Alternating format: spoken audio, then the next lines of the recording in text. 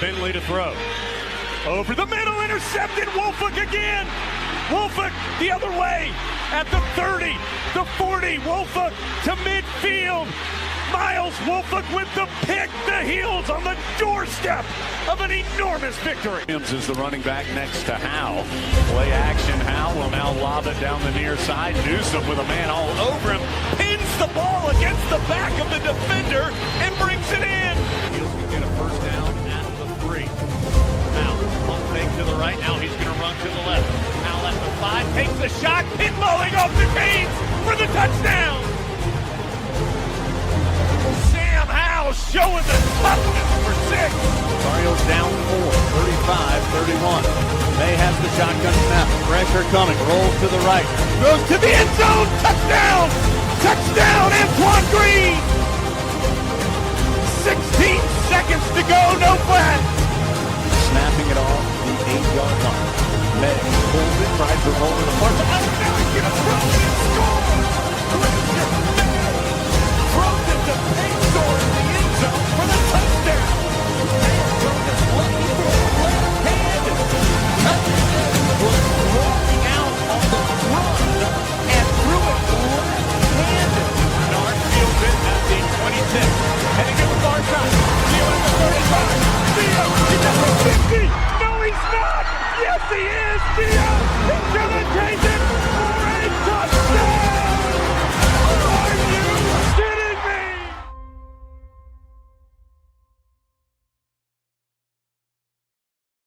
What's going on, guys? Welcome into another edition of the Heel Tough Blog podcast. It's your host, Anthony Pagnotta, here with you guys as always.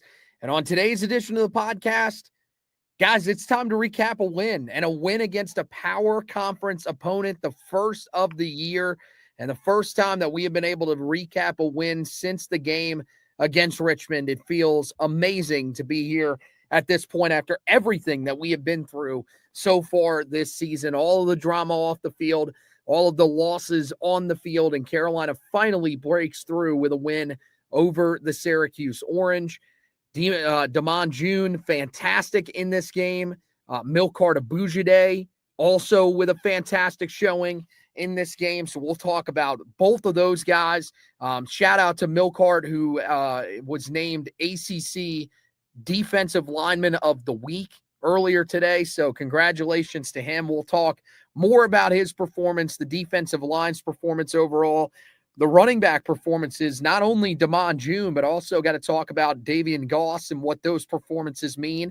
The offensive line deserves a little bit of praise here. Gio Lopez deserves a little bit of praise. So Carolina with an all-around good performance and really leaving with good feelings all across the board in this one. And then at the end, of course, we'll talk about how big this win is and what does it mean moving forward for Carolina as they go throughout the remainder of their schedule. But let's start, just basic, stuff here right off the top. Carolina with a 27-10 win over the Syracuse Orange.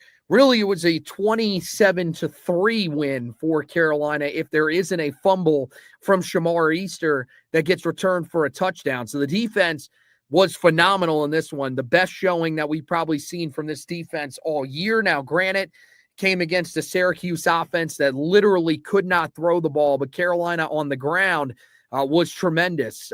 32 carries, 108 yards, 3.4 yards per carry. Carolina's defense did a great job, and their offense looked like a competent unit for one of the first times this season as they ran the ball incredibly well, 43 carries for 209 yards and a touchdown. They threw the ball very well, 15 receptions, 216 yards, and 2 touchdowns in this game. So Carolina overall, just a really solid performance, and it feels really good to finally get off the schneid and get that first win against a power conference opponent this season. Well, that's the thing, is that you were so close the last 2 weeks, and you were coming into a game against an opponent that really banged up, and they're not having the season they thought they were going to have. They're not having the season they could have had, a month ago when this team was walking the dog at Clemson. But that kind of just shows you, how fast a season can change in the blink of an eye with a key injury or two. And it felt like Carolina, despite losing back-to-back games in the manner that they lost those 2 games, they played with the confidence we haven't seen them play with all year long. And they had the look and the feel that they were the better team. They were the better coach team, the better prepared team. And even though they were, losing at halftime, I never sensed any panic.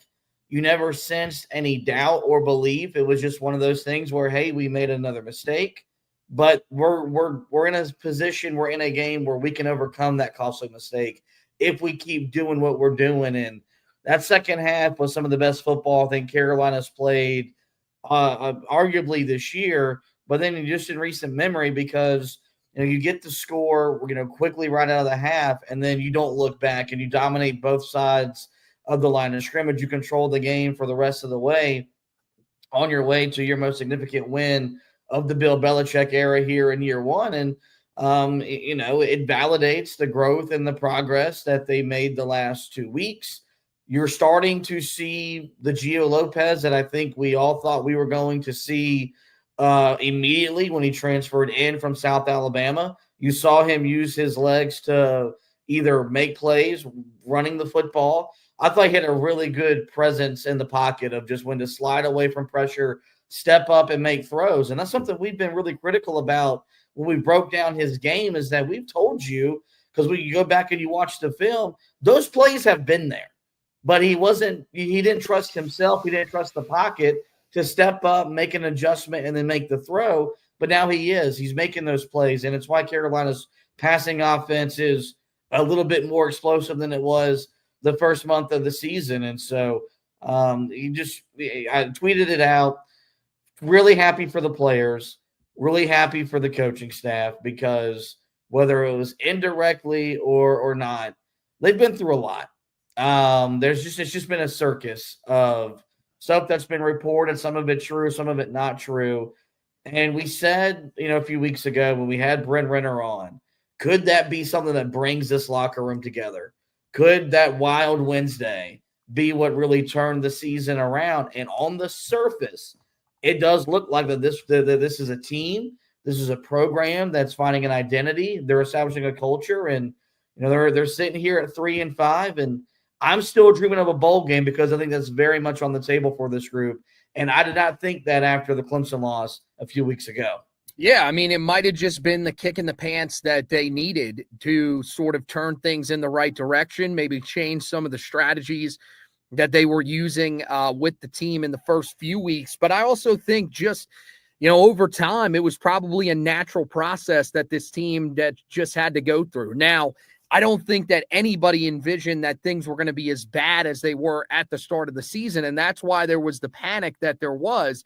And then you heard everything about what was going on inside of the program. And it just really didn't seem like a cohesive group. It seemed like the team was divided. It seemed like the coaching staff wasn't doing much about it. And I think since that point, you've seen this group rally together. And I think that really is a credit to, yes, this coaching staff, but especially these players who had to do it themselves. Because if anything, it doesn't matter if the coach was a dead man walking.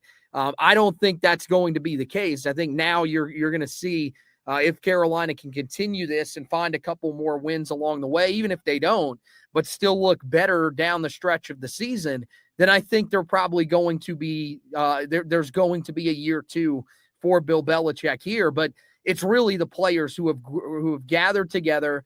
We saw, the game against Virginia, them standing arm in arm together on the sidelines, some of the guys from the defensive side of the football. So that group, you can see that they have definitely come together. That side of the ball has been spectacular for 3 weeks, and we'll talk about that a little bit more here coming up in this edition of the podcast. But I mean, yeah, just everybody stepping up, doing their job. Guys are improving as the season goes along. And this is a team that really seems to be gelling at the right time. Now, what does it ultimately mean for them? Will they be able to reach a bowl game? Who knows? We'll have to see, because it might be just a little bit too little too late for Carolina based off of some of the teams that they have to play, but it might be the perfect timing, and Carolina is able to find a way to succeed. You wanted to start, one of the things that you talked about there, you seem to be pretty excited about what we saw from Gio Lopez. So let's start there, and then we'll get to the other stuff here. I think right now, Gio Lopez has been really good these last two games. I think, the game against Virginia, it was very similar to this game in that he was missing some throws early, but then really settled into the game. And I thought started making some throws as we got later into the game. Now, against Virginia, had the very important turnover on the timing route to Shenard Clower that unfortunately hurt Carolina. But in this game, it was really, he started out a little bit slow and then settled into a rhythm and was absolutely fantastic in the second half of this game. He finishes the game 15 of 19 for 216 yards, 2 touchdowns, no interceptions, 6 carries for 33 yards on the ground, which, isn't anything special, but he's doing enough for Carolina in that area. He was able to pick up a couple of decent gains on the ground where, we were talking earlier in the season, probably those aren't plays that he ends up making. He stands in the pocket and continues to try to make a throw downfield and either takes a sack or makes a mistake. It seems like he's just starting to get a little more comfortable. And some of the throws that he needs to make in the short and intermediate passing game are there. It isn't necessarily, someone that's going to come out there and wow you the way that we saw with Sam Howell. The way that we saw with Drake May. He's not going to be able to drive the football down the field all that easily in terms of some of the deep passes, but he is a guy that is going to be able to move the offense with his short passing ability, with what we've seen in the intermediate passing game. And you talked about it, the pocket presence that he had the other night, sliding up a couple of times to avoid a sack, sliding out of the pocket in one case to his right and making a throw on the run that wasn't easy. Those are the things that we didn't get to see from him early in the season. And now we're starting to see from him those plays from him because now he's finally getting comfortable in this system and he's finally healthy enough to be able to make those plays. One thing that I think is really baffling when you see quarterback play really struggle is it really comes down to the lack of confidence within the pocket and the ability to feel pressure. And it's really mind-blowing that, and I mean, part of that's just the way the game is, but these quarterbacks, especially ones that are playing at high Division I programs, man, they're having, individual one-on-one training sessions by the time they're in 7th grade, on through middle school, on through high school, and on through college, to where you don't think they should struggle the way that they do. But when you look at the way Gio looked in the pocket the first month, I mean, it was like a deer in headlights. I mean, it was skittish. He never trusted his footwork. He never trusted his offensive line. And that's a big reason why Carolina's offense was so inept, was that he was not standing in the pocket and making the throws. And kind of that's what Bill Belichick was telling you with the media was, hey, there are plays there to be made, but we got to trust that everyone's going to do their jobs and we can start making plays. And you're starting to see that slowly kind of come to life and fruition. Is it as explosive as we're used to seeing? No, it's not. Part of that, I do still think there's there's just a scheme issue with what Freddie Kitchens is wanting to accomplish. I don't think they're putting the best guys in position to make the most explosive plays possible, but all of a sudden with this offensive line that's kind of been patchworked together because of injuries, along the way, he's learned to trust them. He's learned to trust himself. And just by staying in the pocket a second or two later, you're starting to see those mid to intermediate routes come available. And that's where Carolina's receivers, primarily Jordan Shipp, that's where those guys are going to make their living. Do they have a guy that can go down the field and make contested one-on-one catches? No, they don't. But can you beat teams with intermediate crossing routes the way that teams primarily have beaten Carolina the last handful of years? You've got guys that can do that, and now you're seeing those throws be available because he's staying in the pocket. And so I'm really happy for him, really proud of him, because there's been a lot said about him, and rightfully so. Carolina made a pretty hefty investment in him, and he has not looked the part for the majority of his time here in Chapel Hill. But you're starting to see the guy, I think him, as much as anybody on offense, he has benefited the most from the more practice reps because he is more comfortable. He is more confident in the pocket and making plays, checking at the line of scrimmage. And so, I don't know what this means for his future. I still think when we're done with this season, we'll be talking about should Carolina go Portland for a quarterback. The answer is probably going to be yes, but for the first time really all season long, you could see why Carolina said in the spring, let's go get a quarterback, and why they went and got Gio Lopez out of South Alabama. Yeah, just a guy that I think at his best is going to be able to distribute the ball sort of like, a little bit, and I know we're scarred by this here in the Carolinas, but basically like what you've seen at times out of Bryce Young, looking more like a point guard that it has the weapons that he can get the ball out to, and it's just about getting them to that, getting those throws to those guys. Think, you look at the way that Jordan Ships played the last couple of weeks, that's really helping that you've got a guy that's really settled into that number one receiver role.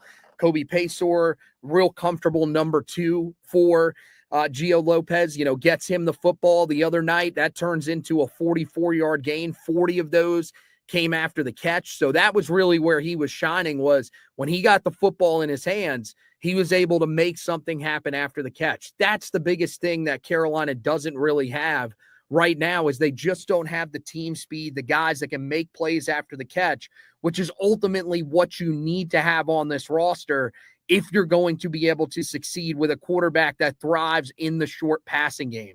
So, credit to Gio. I thought he looked really, really good in this game. He deserves a ton of credit. And you're right. He's the guy that, has really benefited from all of the practice snaps that he has taken. It's taken him a little bit of time. I think one of the things that we did not think about coming into this season was we did not think that his floor was going to be as low as it was. We thought that this was a guy, because of the success that he had at South Alabama, and we thought because of what we knew about Freddie Kitchens being an NFL offensive coordinator, that he would put together an offense that would allow him to succeed, even if it wasn't the type of offense that Freddie Kitchens was necessarily looking to run.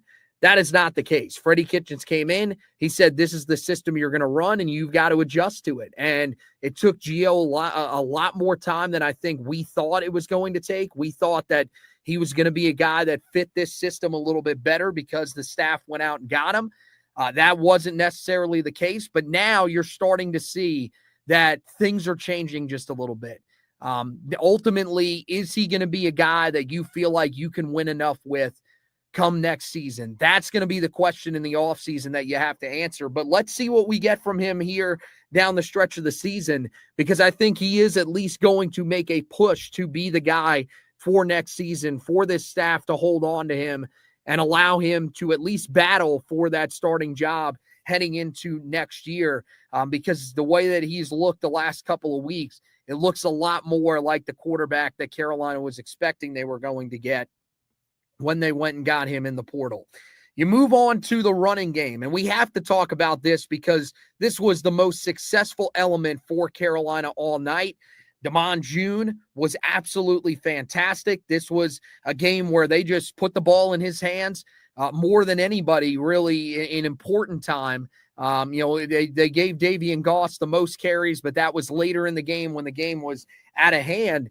In the snaps that mattered, Abou-Jaoude was the main guy that Carolina was using. Finally, once again, after his stellar start to the season, the last 2 weeks, sort of intermittently using him out there, switching him on and off with Benjamin Hall, who, led the team in carries the last 2 weeks at Cal, and then in the game against Virginia. But this game, they got back to what led them to success earlier in the season. 13 carries for Abou-Jaoude, 101 yards, a touchdown, 2 catches for 81 yards and a touchdown, that big 78-yard touchdown right after halftime that gave Carolina the lead that they would not look back from. So I thought he was sensational in this game, and again has shown you that he should be the number one back.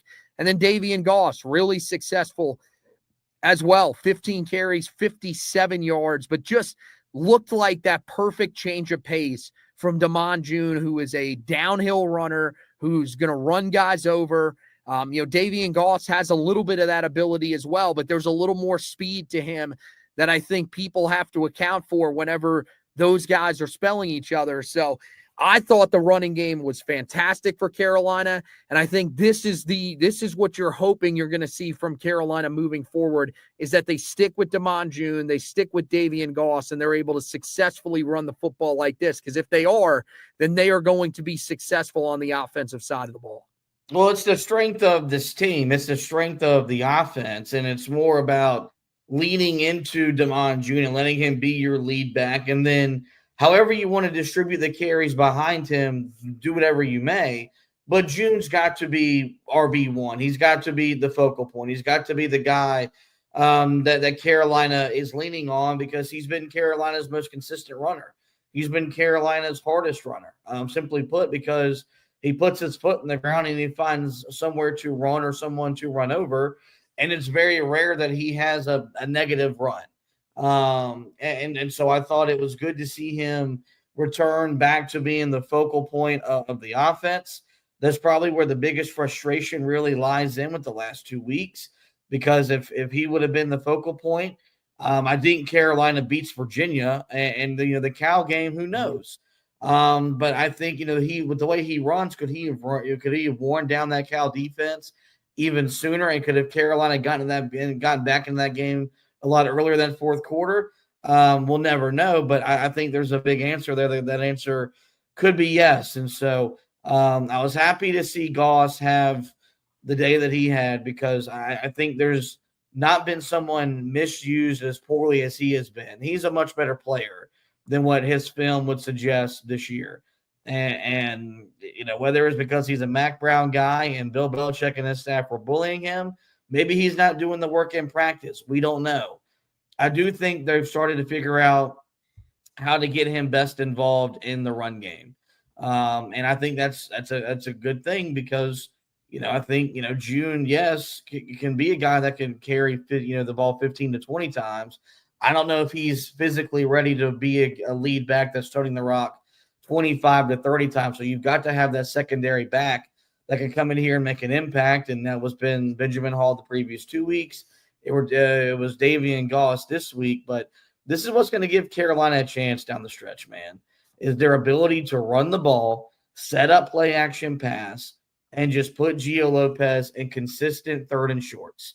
And if they can live in 3rd and 3s, 3rd and 4s, as opposed to 3rd and 7s, 3rd and 8s, then you're going to see a much more efficient offense.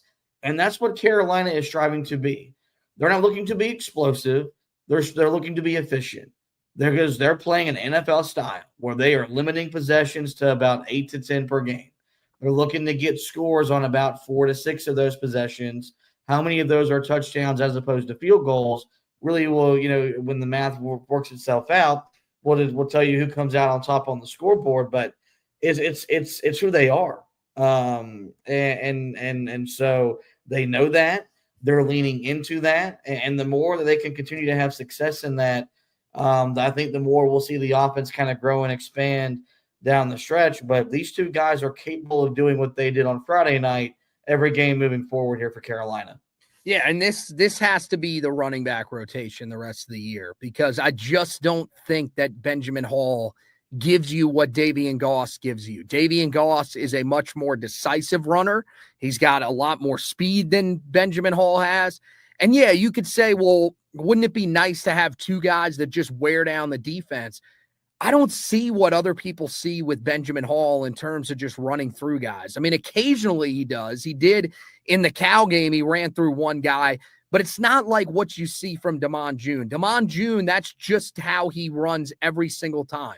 And that's the reason why you have to sort of limit the amount of hits that he's taking throughout the year, because you don't want to get him banged up. Now, when we get to next year, when we get to his junior season, maybe it's a little bit different. Maybe he is a guy that's handling the type of load that we saw Omari and Hampton handle in his time here, where he was able to stay on the field through all that physicality. But right now, you don't want to have to go there with a true freshman just yet, unless he shows you that he's more than capable of doing that.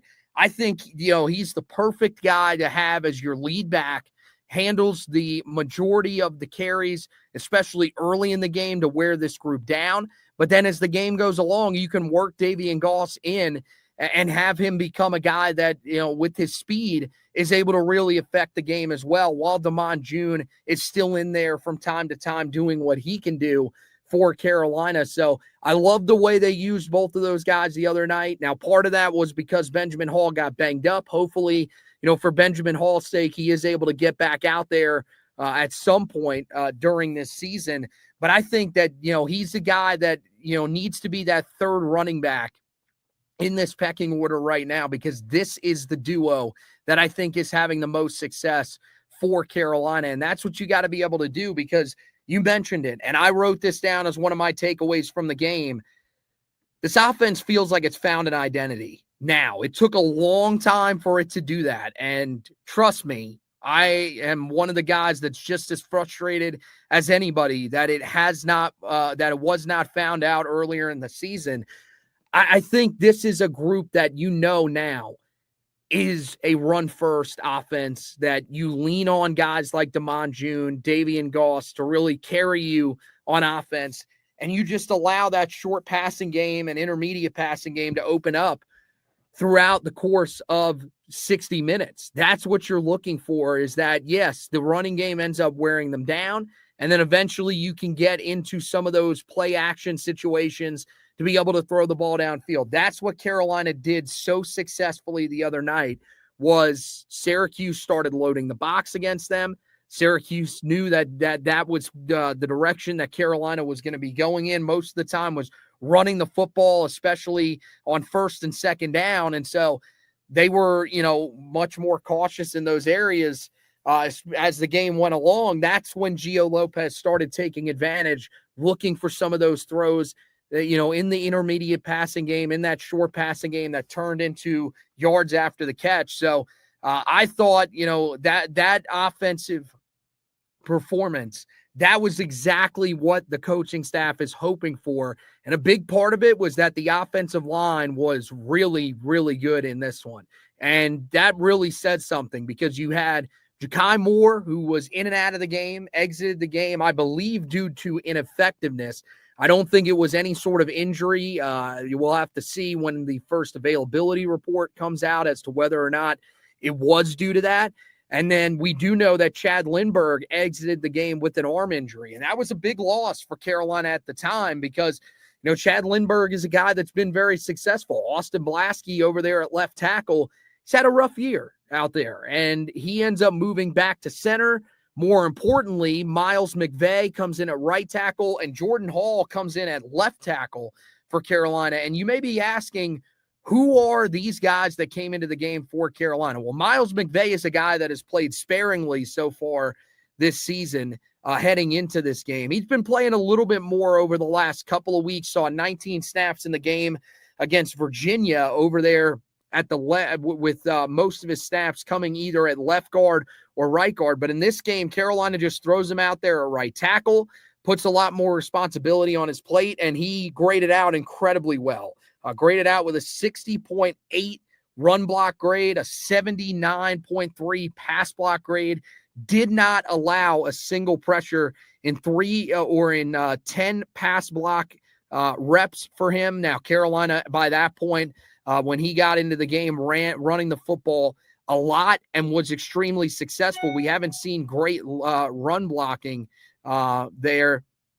Meanwhile, Jordan Hall, he has been really good as well. Or was when he checked into this game. He had not played yet in a game so far this season.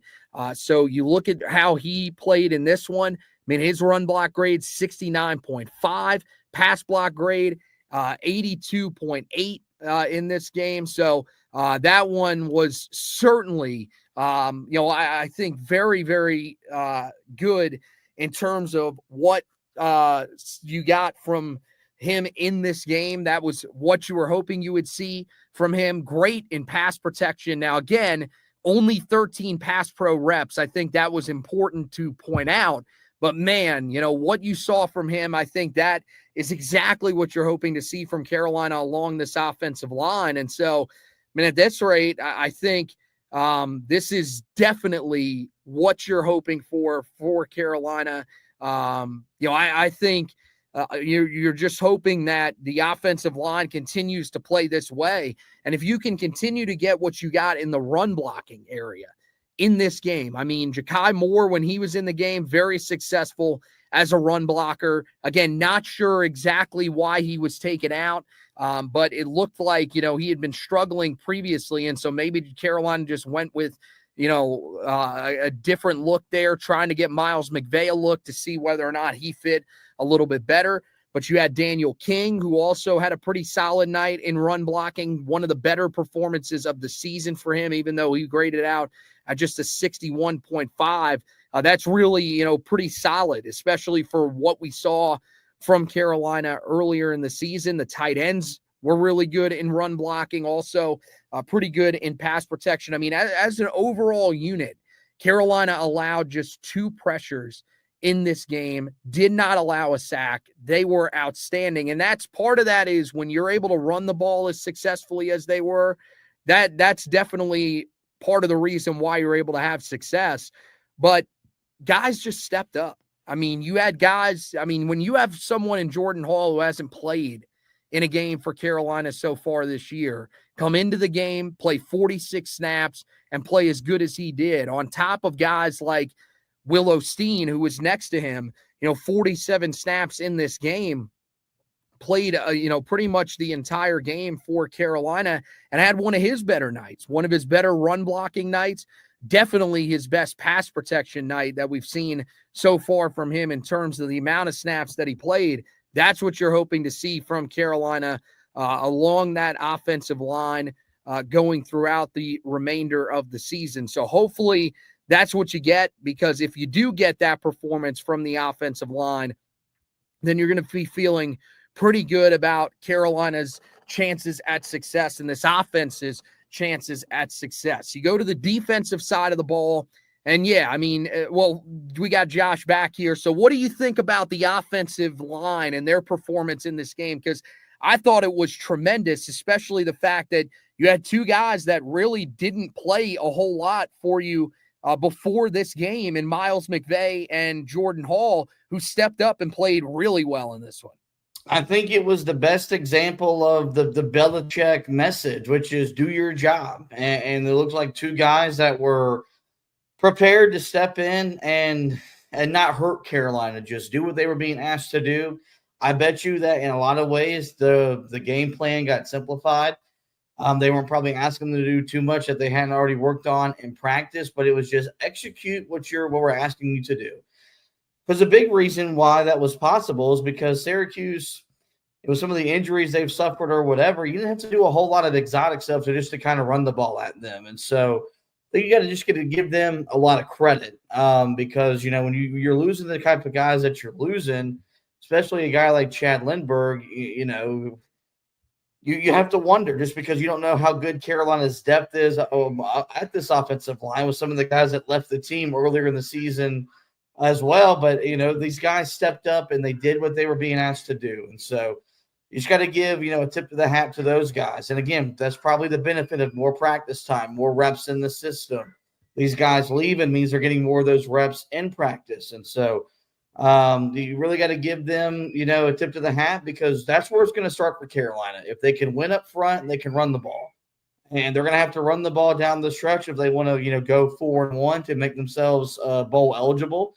And it might be a different group that going down the rest of the way than what we previously thought going into the season. But at least you can feel confident going into Stanford that these guys could be impactful players for you on Saturdays. Yeah, and for them to step up and put together what was arguably the best performance of the season from Carolina's offensive line, that is a tremendous tip of the cap, and hopefully that continues moving forward. Look, I understand that Syracuse's defense, one of the weaker ones that you're going to face all season long, but at the same time, you do still have some susceptible defenses that are coming up, teams that, Carolina should be able to have some success against if they are moving in the right direction, like we feel this offense is and like we feel this offensive line is. So hopefully these types of performances in the trenches can only continue for this group moving forward. You go to the defensive side of the ball, another strong performance from this defense, 147 yards allowed in the game total. That is the fewest in a game since 1997. So for Carolina, I mean, look, there have been a lot of good defensive performances that were had in between there. Nothing compares to that. And I mean, look, a lot of those performances, none of them came in the last, 13, 14 years. That was stuff that happened under Butch Davis. It's shocking that they didn't put together a performance like that. Some of John Bunning's defenses were good. Carl Torbush had some good defenses as well. The fact that nobody has had that type of performance since 1997 shows you the type of rare air that this defense is playing in right now. They were outstanding in this game. Joseph Filardi, the true freshman walk-on quarterback for Syracuse, was just 4 of 18 for 39 yards, 7 carries for 8 yards on the night. So there were a couple of elements that you worried about with him. First of all, having never seen him for Carolina in years past, they panicked when they faced guys that they have never seen before. There was not, any sort of clear passing lane throughout the night for Filardi. I mean, there were a couple of times guys were open and he ended up missing them. But for the most part, Carolina was contesting a lot of the throws, and that was a big part of the reason why he was as unsuccessful as he was. And then the running element, that's always been an issue for Carolina. It seemed like these defenses, when it's come to slowing down mobile quarterbacks, it just hasn't worked out for them. We saw earlier in the season, Taven Jackson have a lot of success with his mobility. That did not happen in this game. Carolina was simply fantastic. Everybody did exactly what they had to do.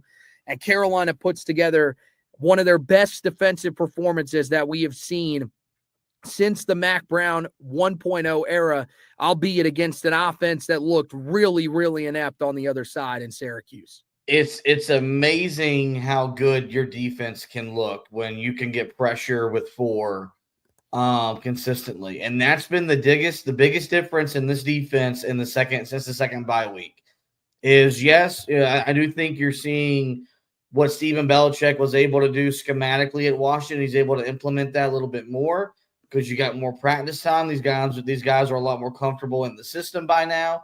But it all starts with getting pressure on the quarterback. And Carolina wasn't doing that the first handful of games. But now they're getting that.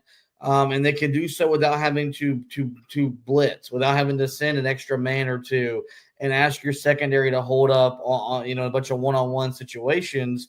But when they are blitzing, it's just they're overloading the offensive line to where now these quarterbacks have nothing to do, and Carolina's making them throw incomplete passes, sacks, intentional grounding, so on and so forth. And this was probably the thing I believed in the most, the thing I thought was going to show up the most from day one. It took some time, but we got here. But this is what I think, Carolina, if Carolina can do this with this defensive personnel, right? And I don't want to discredit the personnel, but this isn't the best personnel Bill Belichick's worked with. What could the defense be, assuming he stays for another year or two, and you're adding some of the guys they're adding in the transfer portal? I think they're going to be a popular destination or in the recruiting class. I think they'll be able to bring in some high profile transfers this upcoming offseason. Like Carolina could be very quickly back on the verge of playing the type of defensive football we saw when, Mac Brown was here in his first stint. What Butch Davis was building towards before, that all went sideways. And that gets me excited, man. Part of it is this team has to play that way to give themselves the best shot to win. They know they can't give up 21, 24 points because their offense can't score in the 30s to win. But part of it, too, is Carolina's just executing, and they're playing physical, and they're playing with the confidence that you just quite simply aren't used to seeing from a Carolina defense. And a lot of this got overlooked, man, because they had some big runs get broken off against them, against TCU, against Central Florida. You had the big pass play against Clemson. And the notion was, well, Carolina's defense just sucks again. And I always, fought back against that. It was just a defense that was always at a negative advantage because of its offense inability to do anything. But now that they've formed an identity, they know how to play as a cohesive unit, offense working with the defense working with the offense, mixing in the special teams.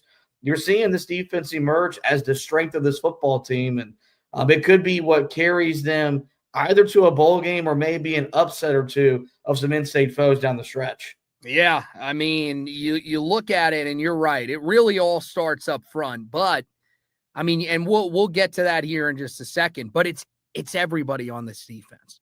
I mean, guys as a whole are just playing a lot better. I mean, tackling-wise, I think they've been really good here in these last two games, especially. I think Virginia and Syracuse were both really strong games in that area. The fundamentals really showed up for Carolina. One thing that I thought they did a really good job of in this game, and some of it was on the offensive side of the ball, but they had a couple penalties on the defensive side of the ball too.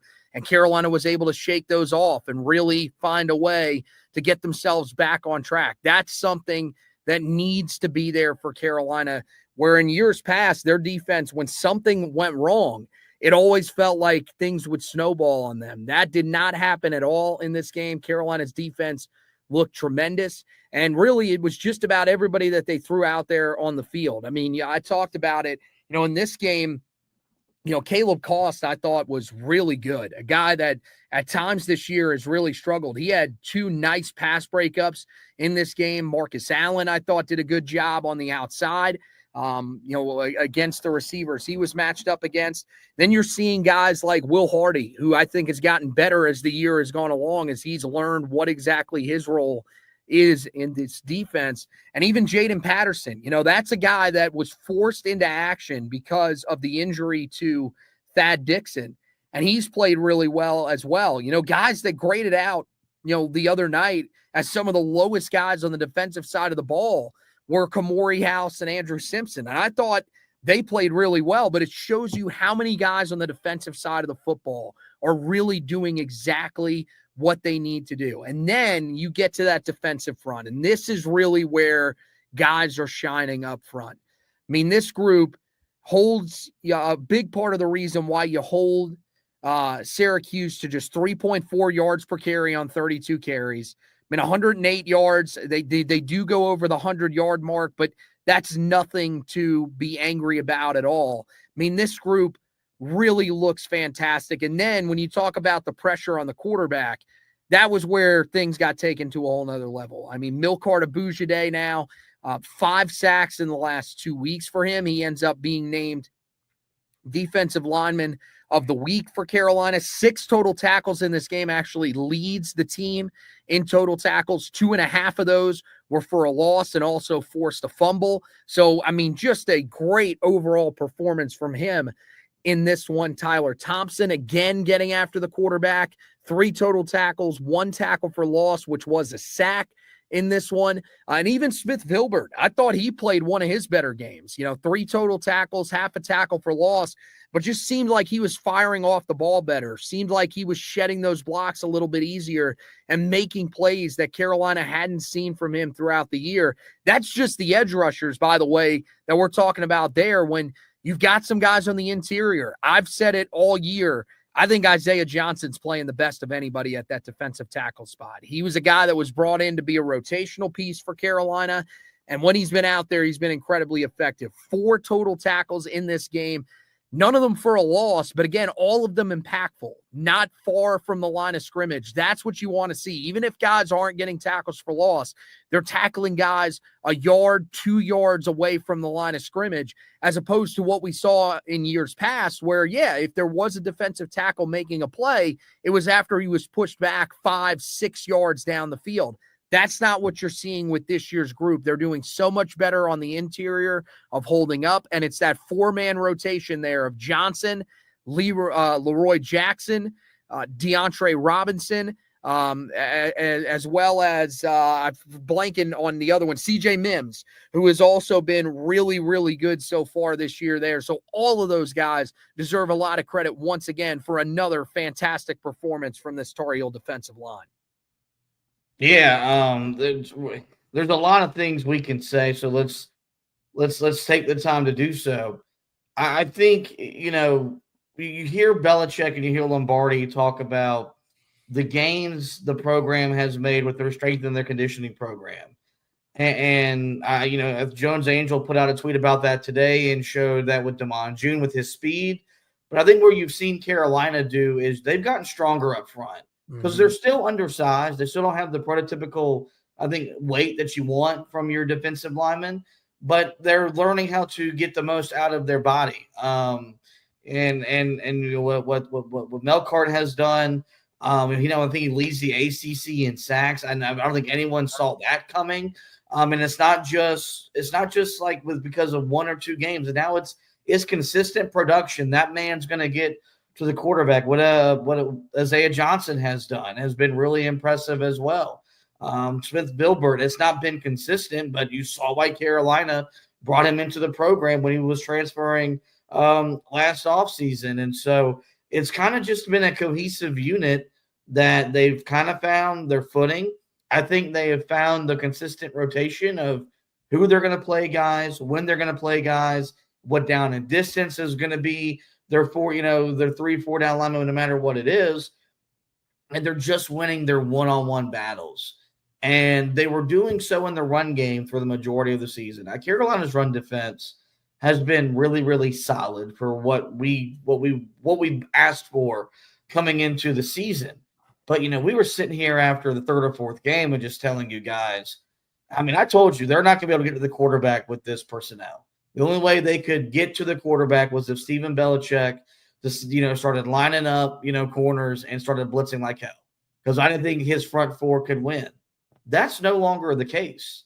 And I don't know if that says more about us or just the state of the offensive line play in the ACC or a little bit of both, but those guys are winning, and they're winning consistently, and they're now winning in rundowns, and it's why Carolina is putting the opposing offense in 3rd and 7, 3rd and 8 routinely, and now these guys can just pin their ears back, bull rush the offensive line, and go get the damn quarterback.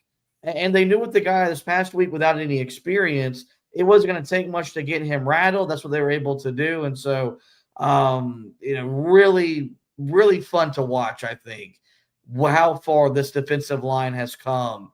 And Carolina's played, 8 games? So you've got 4 games to go. It's been the anchor of this defensive improvement here in the second half of the season. And I don't think they're done. I think this group is just scratching the surface, and it's been the biggest reason why this defense has been really, really stout the last 3 weeks. Yeah, and I think one of the things that we didn't really talk a whole lot about with this group, we mentioned it a little bit coming into the season, was that this was a group that was just so young. There were a lot of guys that had not yet produced at the previous schools that they had come from, or if they were guys that were holdovers from Carolina's roster, had not produced at Carolina. And then you lose a guy like Bryce Yates. We were banking on Bryce Yates to come back. And I think to a certain extent, that was also sort of the mindset of these guys, was that, hey, eventually we're going to get this really good pass rusher back in Bryce Yates, and all of a sudden we're going to be playing better. I wonder if after that game against Clemson, he was starting to mull the decision that he eventually makes of, look, I just can't keep playing. I'm dealing with these concussion issues. And I wonder if that just kind of woke this room up, and it woke a guy like Melkart, Abou-Jaoude up, and he said to himself, look, this is on me. I got to step up and really become this team's edge rusher, the consistent guy that's out there for Carolina, and I need to play a lot better than I have been, a little more consistently than I have been. And I think that's what you've seen the last couple of weeks, because it's one thing to do it against Richmond. It's another thing to do it against a team in Virginia who is currently maybe the best hope of the ACC of making the college football playoff, as crazy as that sounds. But you saw what he did against that defensive front, 3 sacks, going up against Syracuse's offensive line. He was fantastic. Now, Syracuse probably a little bit weaker than, the group that you saw against Virginia, team that had let up some pressure, but I don't think anybody saw what Carolina was able to do against them coming. So I think they deserve a ton of credit there. And then, you look at a guy like some of the guys that have just made strides on this roster as the year has gone along that were here last year. Tyler Thompson, this is now 3 straight games that he has a sack. So he continues to show up. Every chance that he gets, he's getting after the quarterback.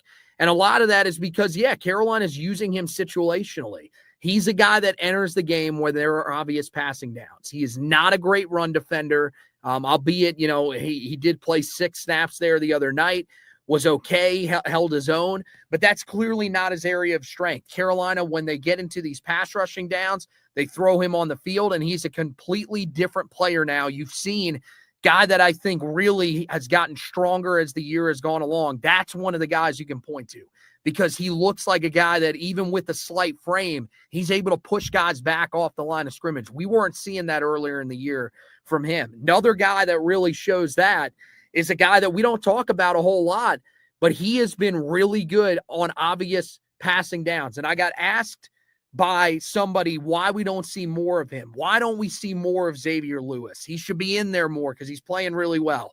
Well, the thing about Xavier Lewis is he is small. He weighs 250 pounds for a defensive tackle. That is incredibly small. So in the run game, he's going to be a guy that gets pushed around. But the other night, I'll tell you, he was outstanding. He played 9 snaps, and 3 of those resulted in pressures. Pro Football Focus has him down for a sack. Now, some of those numbers are a little bit different than if you go off of stat broadcast, but he was definitely a guy that did a great job of getting after the quarterback throughout the night out of that defensive tackle position, and he's doing it while he's undersized. So that's a credit not only to the, to Bill Belichick and Steven Belichick for getting these guys in the weight room. It's a credit to that staff that has done a really good job in the weight room of being able to get these guys ready to go. But it's also a credit to Bob Diaco, man, because it's not easy to rotate these guys in and out.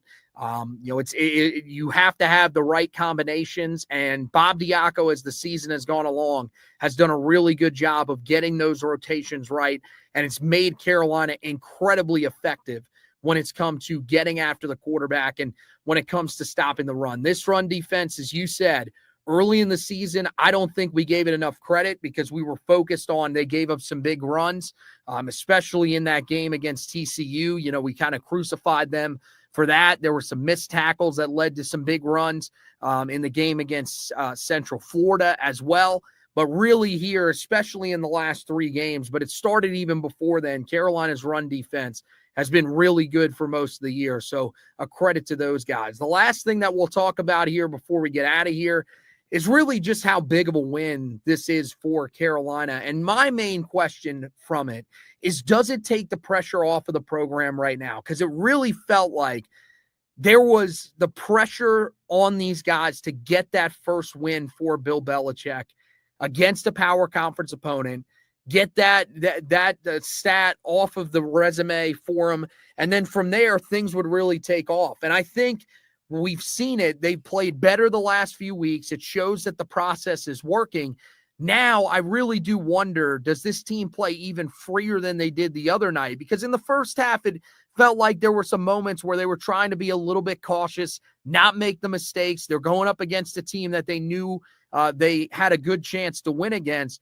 Now, do you see a team play even more free, especially on that offensive side of the ball? And does it lead to even more success for Carolina, maybe being able to build off of this win starting this weekend against Stanford? Yeah, how big is this win? I think it's to be determined. Because how do you follow it up? We'll get that answer loud and clear this Saturday at 4:30 p.m. when they take on Stanford. Yes, does it take the pressure off because you are this deep into the season? Belichick had yet to really have a win of significance. But there's always going to be pressure as long as Belichick is on those sidelines. And, you always hear that thing that pressure is a privilege, pressure makes diamonds, whatever, cliche you want to use. Well, now the pressure is how do you follow it up? Because now you just proved to us what you're capable of doing against middle to bottom tier ACC football teams. That's what Stanford is. So I think it's fair to us to expect going into this game on Saturday for Carolina to A, win, and B, look good doing so.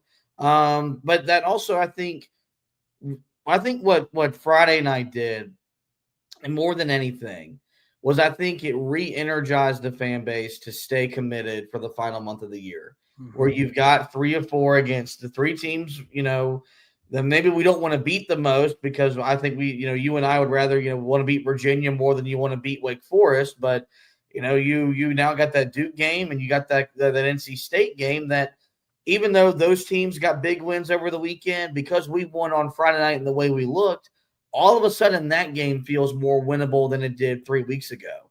And so with the basketball season, of course, getting started in a big way tonight, a lot of Carolina fans, had they lost on Friday, that would have been it. They would have checked out.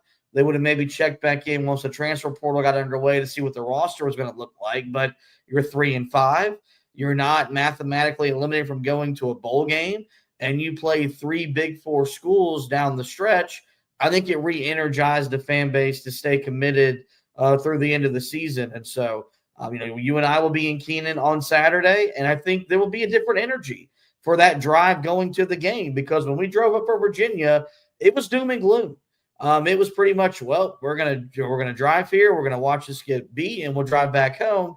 Now I think when we make that drive, we'll be talking about, this is how we can win, this is why we should win, which should make for an even more fun car ride on the way back. So there's always going to be pressure. That's what happens when you hire a Hall of Fame head coach and you put the financial investment into the program that you finally did. But I do think this team is ready to embrace that pressure, and I'm looking forward to Saturday.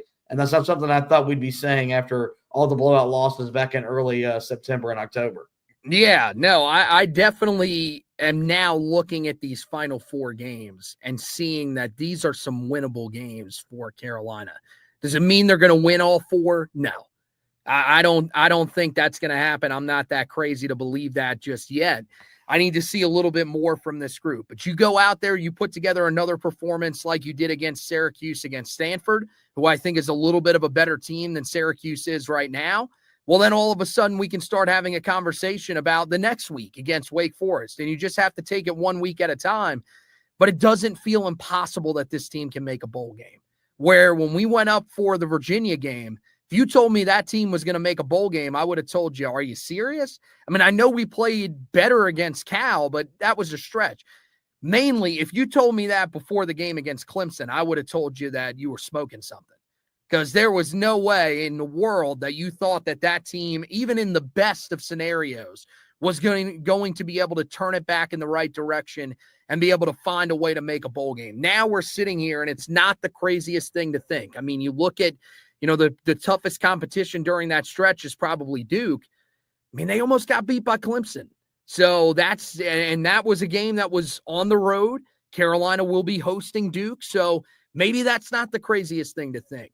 NC State's defense has looked pretty bad for most of the year. Now, they're coming off a win against Georgia Tech, so they're definitely feeling a lot better about where they're at, and they're hoping that sort of turns their season in the right direction.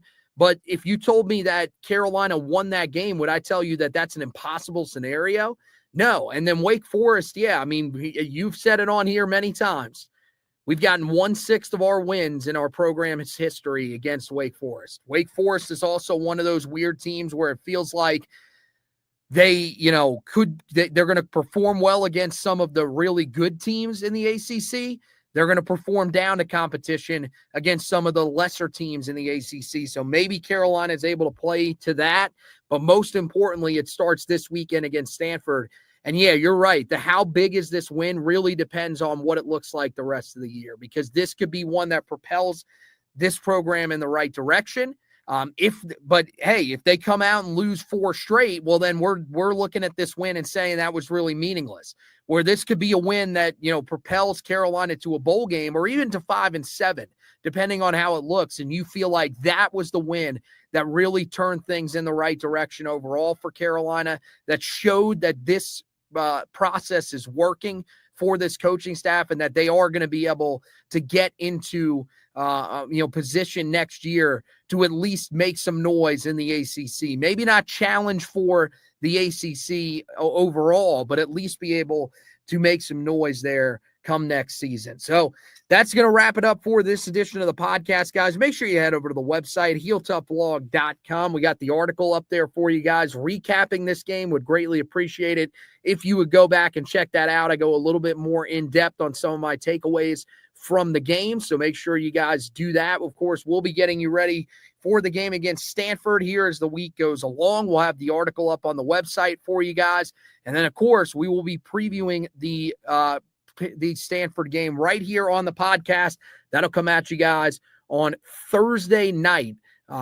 So make sure that you guys are checking that out. A ton of content that's going on right now on the Heel Tough Blog pages. So the best thing to do is follow us on social media at Heel Tough Blog.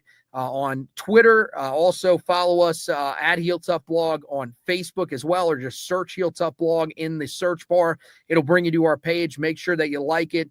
When you go over to the Twitter page, when you hit that follow button, hit that post notification button that's right next to it, the little bell, select all post, because when you do, that'll get you all of our content immediately when we put it out. That's the best way to do it because we don't post anything else on that timeline. It is just our content. So make sure that you guys are doing that for us. We would greatly appreciate that. Also, head over to the YouTube page. Give us a subscription over there. We are closing in on 500 subscriptions, so make sure that you guys do that. And that is your avenue to everything that we do here on the Heel Tough Blog podcast, everything that we do on the Four Corners podcast. And guys, we have an episode a day that is coming up for you here throughout the week. So on the basketball side of things, we've got the recap coming up tomorrow of the game against Central Arkansas. Wednesday, we will be previewing the game against Kansas. Thursday, as I mentioned, will be the Heel Tough Blog podcast previewing the game against Stanford. And then Friday night, depending on what happens in the game against Kansas, we might be doing an edition of the podcast that night to recap the game against Kansas. So you don't want to miss any of this stuff. Get over to that YouTube page, hit subscribe so that you don't miss any of it. But that once again is going to wrap it up for this edition of the podcast. Want to thank Josh for hosting with me. Want to thank you guys for watching and listening. And as always,